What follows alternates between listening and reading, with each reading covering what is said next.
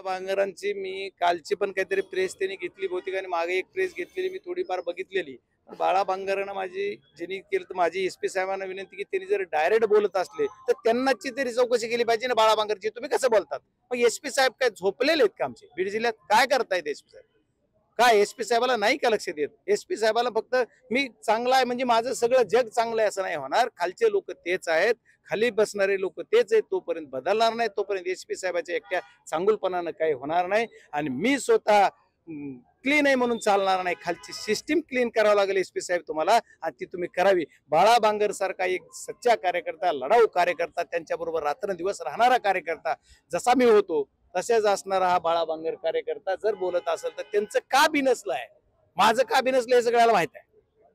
पण त्याचं का बिनसलंय ह्याचा सुद्धा खरा अर्थ निघाला पाहिजे. खूप गोड बंगाल आहे त्याच्यात. बाळानं थोडं कमी सांगितलंय, मला जेवढं कळालंय त्याचं माझं काही टॉक नाही. मी काय उगाच कुणी काय झालं की मी लगेच त्याला फोन करत नाही. लगेच आता बजरंग सोनवणे कुणी बोललं की त्यांचा लगेच त्यांना फोन आहे, चल आम्ही तुझ्या पाठीमागे, असं तसं म्हणत नाही मी कुणाला. की त्याला जी आहे ती करतोय, त्याच्या प्रत्येक गोष्टीचा तपास केला पाहिजे पोलीस यंत्रणेनं. माझी एसपी साहेबाला विनंती आहे, खासदार यांना त्यांना, की बाळासाहेब बांगर जे काही बोलतायत त्याचं काय तथ्यता आहे, बाळासाहेब बांगरनं चौकशीला बोलवा आणि त्याच्यानंतर पुढे काय निघतं त्याची चौकशी करा. पण एसपी साहेब का करत नाहीत? कारण मी जर आज काही आरोप केला तर मला सुद्धा विचारलं पाहिजे तुम्ही आरोप केला.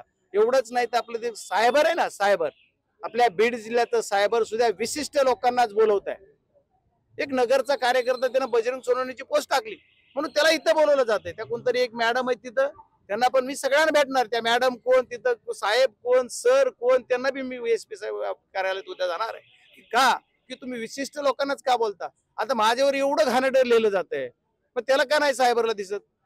म्हणजे सायबरला म्हणजे असं ही यंत्रणा एकच घेतलेली ना. आणखी मी प्रत्येक गोष्टीत म्हणतोय. आता बघा मी कालच्या बाईटला पण सांगितलेलं की या सर्व घटनेमध्ये जिल्हाधिकारी महोदय असतील, पोलीस अधीक्षक महोदय असतील, यांना सर्वांना किंवा ज्या त्या तालुक्याचे तहसीलदार असतील. बघा आता हा विषय वेगळा आहे, ह्याच्यात बोलायसारखा जरी नसला तरी तुम्हाला जिल्ह्यालाही कळला पाहिजे की काल आपल्याला जिल्हा परिषद गट व गणाची प्रभाग रचना झाली. त्या प्रभाग रचनेमध्ये जिल्ह्यात कुठंच बदल नाही. अंबाजोगाई तालुक्यात बदल झाला आणि केज तालुक्यामध्ये 6 गटाच्या 7 गट झालेत म्हणून बदल झाला. कायद्याचं कुठंच पालन नाही. तहसीलदार काय झोपीत करतायत? त्यांनी कायद्याचं पालन कसं केलं ते सिद्ध करावं लागेल. ठीक आहे, बदलतील नाही बदलतील कायद्याप्रमाणे बघू, पण जम्पिंग कसं करता तुम्ही एका भागापासून? त्याचा नियम आहे की दक्षिण बाजूनं ईशान्येकडे बनवत जा, ईशान्येकडून पूर्वेकडे जा आणि पूर्वेकडून पश्चिमेकडे जा,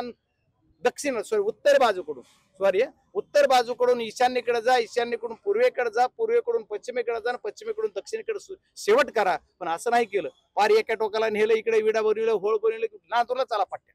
म्हणजे असं कसं करते? मी ही यंत्रणा कुणाच्या दबावाखाली काम करायला मला माहित नाही. त्याच्यामुळे ही सगळं सुद्धा हे असं दबाव म्हणजे आहे. आता कुणी म्हणायचं कारण आमचा हस्तक्षेप नाही, मग पुढारीचे फोन सुद्धा काढले, रेकॉर्ड जे काय ते काढावं लागेल. आम्ही त्याची पण मागणी करू, संसदेत करू. इथं नाही झालं तर संसदेच्या सभागृहामध्ये सुद्धा काय लय मोठा फरक नाहीये, थोडाफार फरक आहे. तिथं मग तिथं आम्ही आहेत कामापुरते, बरोबर जागेवर राहणार. त्याच्यामुळे अजितदादांनी पालकमंत्री पदाची सूत्र घेतल्यानंतर असं वाटलं होतं की बदलेल, असं बदललंय असं वाटतंय का? नाही, तुम्हाला वाटलं होतं बदलल, पण मला तर वाटलं होतं अजित दादाच आले पाहिजेत म्हणजे 100% बीड जिल्हा सारखा होईल, ते बी म्हणत होते. आणि मला तसं वाटलं होतं म्हणूनच मी म्हणतो बीड जिल्ह्याचं पालकमंत्री पद माननीय अजितदादा पवार साहेबांनी घ्यावा. त्यांनी घेतलेलं आहे. आता तुम्ही सांगा पुढे मला काय त्याच्यावर जास्त बोलायचं नाही. मला काय वाटतं याच्यापेक्षा तुम्हाला सर्व म्हणजे तुम्ही लोकशाहीतले म्हणजे लोकशाहीमधले चौथा आधारस्तंभ तुम्हीच आहात ना. मग तुम्हाला काय वाटतं हे सगळं एकदा जनतेला सांगा, आमचंच कुठवर ऐकता? आता याच्यामध्ये सत्ताधारी पक्षाचा त्यांच्यावर दबाव आहे का काय आहे? ह्याचं दूध का दुधावर पाणी का पाणी. आम्ही न्याय देवतेच्या मार्गाने न्याय मागणारे सर्वजण माणसं आहोत. आम्ही लढत राहू, आम्ही मावळे आहोत. त्याच्यामुळे या लढण्यामध्ये आम्हाला यश नक्की येईल. आदरणीय ताईंच्या जी सत्य परिस्थिती ती सत्य परिस्थिती बाहेर येईल. नावं दिले, त्यांची चौकशी काय केली त्याला पण आम्ही त्याला करून कोर्टातून त्याचा आदेश काढू. ह्या प्रत्येक गोष्टीला फाईट आउट करू. आता 2 महिने मी जरा शांत झालो होतो की जाऊ देत, आता एकदा बीड जिल्ह्याला कुठंतरी आणखी याला वेगळं वळण नको यायला, म्हणून आम्ही शांत होतो की झालं एकदा विषय थोडा पडदा. आमच्या संतोष अण्णा देशमुख यांच्या जी मर्डर झाला त्याच्यावर जी काही एक आरोपी सापडला नाही, ज्याच्यावर दाखल झाला गुन्हा. आणखी मी तर त्यावेळेस बऱ्याच वेळेस सांगितलेलं की 5-7 लोक नाही, 100-200 लोकांची टोळी आहे बीड जिल्ह्यामध्ये आणि या सर्वांवर मोकोका लावला पाहिजे. तोपर्यंत बीड जिल्हा शांत होणार नाही. पण याच्यात राजकीय विषय वेगळे वेगळे येतात. वरील राजकारणामध्ये राजकीय नेत्यांना काय वाटतं मला माहित नाही. आम्हाला न्याय द्यायचे म्हणतात. आता आज कालचाच एक प्रकार आहे की आता आदरणीय उज्ज्वल निकम साहेबांची आता खासदार म्हणून नियुक्ती झाली. मग ते हे केस लढणार का? का मग हे शासनाला ज्यांनी आता त्यांना खासदार पद दिलंय त्यांना माहितच असणार की यांना खासदार द्यायचंय. मग ह्याच्यासाठी आम्हाला काही म्हणजे काही चॉकलेट दाखवलंय का बीड जिल्ह्याच्या जनतेला की नाही आम्ही तुमच्या मनावर किंवा आमच्या देशमुख कुटुंबियाला की आम्ही तुमच्या मनावर वकील देतो आणि लगेच त्यांना त्यांची होणारच आहे नियुक्ती हे त्यांना माहित असलं पाहिजे का नाही. अचानक थोडं कालच त्यांची नियुक्ती झाली. ह्याला प्री प्लान 2 महिन्यापूर्वी तरी ठरलेलं असेल की यांना किंवा ज्या दिवशी त्यांना तिकीट दिलं होतं भारतीय जनता पार्टीने त्याच वेळेस ठरलं असेल की यांना राज्यसभा द्यायचंय. मग आता का केला आता हे केस कोण लढणार याच्यावर सुद्धा प्रश्नचिन्ह आहे. त्याच्यामुळे असे बरेच असंख्य प्रश्न आहेत. कारण कितीतरी पोलीस यंत्रणेच्या अहवालामध्ये आलेलं आहे की बीड जिल्ह्यामध्ये असे असंख्य मर्डर्स झालेले आहेत. त्याचे गुन्हे नोंद आहेत पण त्याचं कुठेही रेकॉर्ड पुढे काय होत नाही. याचाही तपास केला पाहिजे. चाहे आता काही जरी झालं तरी आम्ही मागं पडणार नाही किंवा मागे थांबणार नाही. आम्ही याच्यावर आवाज उठवणार म्हणजे उठवणार. बंगल्याहून फोन आल्यानंतर तपास थांबला गेला असा आरोप ज्ञानेश्वरीताईंनी केलेला आहे. आता ज्ञानेश्वरी ताईंनी जे आरोप केलाय त्या आरोपात जर तथ्य असेल तर सन्माननीय SP असतील किंवा जिल्हाधिकारी असतील तर यांना त्याची दखल घ्यावीच लागेल. आता माणसं परत पुन्हा आत्महत्या करायच्या ह्याच्यावर येतात तरी जर यांना नाही झालं तर जनता यांना माफ करणार नाहीये. वरी एक न्याय देवता आहे वर आपली इथली खाल्ली बोलत नाही पृथ्वीवरली महाराष्ट्रातली किंवा जे देशातली पण एक वर न्याय देवता ज्याला आपण मानतो तर त्या न्यायदेवतेकडे तरी न्याय नक्की आम्हाला मिळेल. आणि या आमच्या भगिनीला न्याय मिळण्यासाठी आम्ही सर्वजण पक्षाचे सर्व नेतेगणासहित आम्ही सर्वजण ताकदीने उभा राहू. साहेबाकडे एक वाक्य आणि 2 शब्द त्यांच्याकडे चांगले आहेत. नोटेड. मी रेल्वेचे एक पूल अडविला परवा सांगितलं मी कुठलंही पाठवलं की दुसऱ्या सेकंदात आदरणीय SP साहेब नोटेड म्हणतात पण कारवाई होत नाही. नोटेड एवढं मात्र रिप्लाय मला येतोय कारण रिप्लाय दिला पाहिजे कायद्यानुसार त्यांना माहिती रिप्लाय देणं म्हणजे नाहीतर परत पुन्हा काय आणखी मग त्याच्यामुळे रिप्लाय मला असतो पण कारवाई होत नाही. आम्ही करीत असले तर काय कारवाई झाली ती पुन्हा कळत नाही. पण ते रिस्पॉन्ड मात्र करतात त्याच्यामुळे मी ऐकत नाहीत असं म्हणत नाही. मी मेसेज केला की त्याला नोटेड एवढा शब्द मला 100% येतो. आता ज्ञानेश्वरी मुंडेंना डिस्चार्ज देण्यासंदर्भात काय दबाव येतोय का? कारण तुम्ही डॉक्टरांना तसं सांगितलं नाही मला म्हणजे अशी भीती वाटते की मला माहित नाही त्यांना दबाव येतो का. मी काही डॉक्टरांशी बोललो नाही त्याच्याबद्दल किंवा काय नाही पण अशी भीती माझ्या मनात आहे की कुणीतरी दबाव देऊन एखाद्यावर डिस्चार्ज करा. बीड जिल्ह्याचा आहे बीड जिल्हा काही करू शकतो ना. त्याच्यामुळे मला ती वाटतं म्हणून मी त्यांना सांगितलं की जोपर्यंत त्या बऱ्या होत नाहीत तोपर्यंत त्यांना डिस्चार्ज करू नका. कालच बोललो एक तर खालचे बदलले म्हणजे काय गार्ड शिपाई वगैरे जे काय असतं म्हणजे पोलीस शिपाई शिपाई म्हणलं की त्याचा वेगळा अर्थ लावू नका. जे आहे ते पोलीस ह्याच्यापर्यंत काही अधिकाऱ्यांच्या बदल्या आपल्या SP साहेबांनी केल्या. मी SP साहेबाला एक पत्रही दिलं. त्याच्यानंतर SP साहेबाला कमीत कमी 10 वेळेस बोललो की साहेब जे अधिकारी ज्या पदावर बसलेले आहेत PSI आहेत PI आहेत त्यांची बदली त्यांच्यावर एवढे भ्रष्टाचाराचे आरोप झाले. निवडणुकीमध्ये खूप मोठा त्यांनी गोंधळ घातला. राजकीय माणसासारखे वागले. अशा लोकांच्या एवढ्या प्रचंड तक्रारी असताना सुद्धा तुम्ही त्या लोकांना बदलत नाही. तर ते म्हणले मला PI ची थोडी अडचण आहे पण PSI लेवलच्या अधिकाऱ्याची काही अडचण नाही. पण आज तागायत मी सांगून 2 महिने झाले आदरणीय पोलीस अधीक्षक महोदयांना काही वेळ मिळाला नाही का मला माहित नाही पण त्यांनी आणखी बदल केलेला नाही. त्यासाठी आमच्या भगिनी ज्ञानेश्वरी मुंडेताईंनी जी पाऊल उचललं ते शर्मेची गोष्ट आहे. ही काय अभिमानानं सांगायसारखी घटना नाहीये.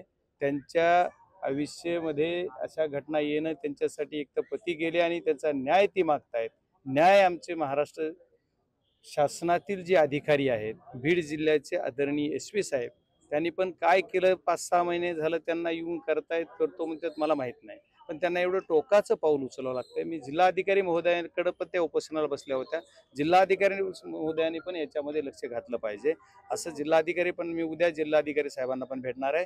SP साहेबांचा पण वेळ मी आता उद्याचा मागतोय. उद्या SP साहेबांना जिल्हाधिकाऱ्यांना दोघांनाही भेटणार आहे आणि दोघांना सविस्तर म्हणजे मागणी करणार आहे की आणि ही माहिती पण देणार आहे की असे प्रकार तुम्हाला जिल्ह्यामध्ये कायदा व सुव्यवस्था पूर्वपदावर आणायची का नाही आणायची.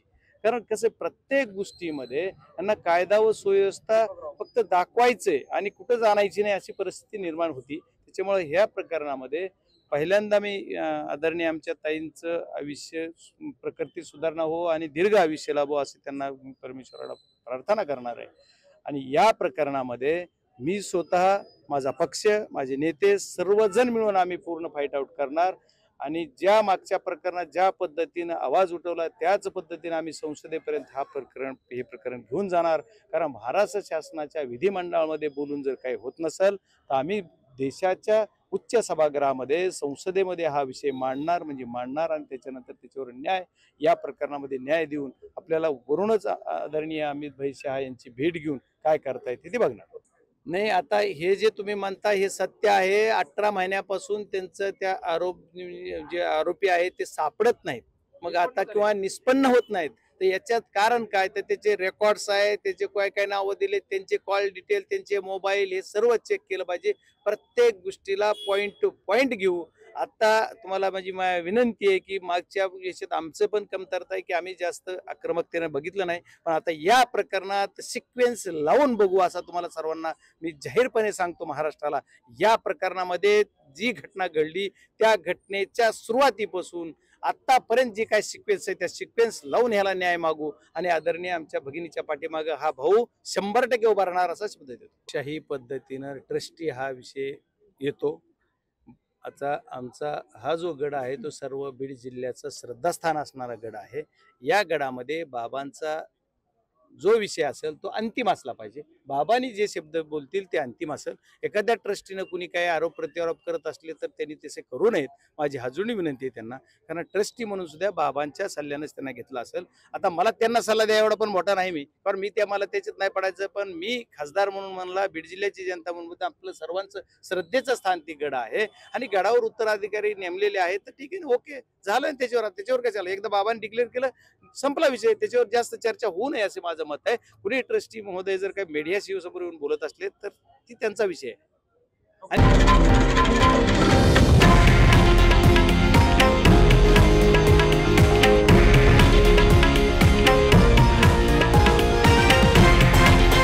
हे आहे देशातील नंबर 1 न्यूज नेटवर्क आणि आपण पाहत आहात TV9 मराठी, एकमेव.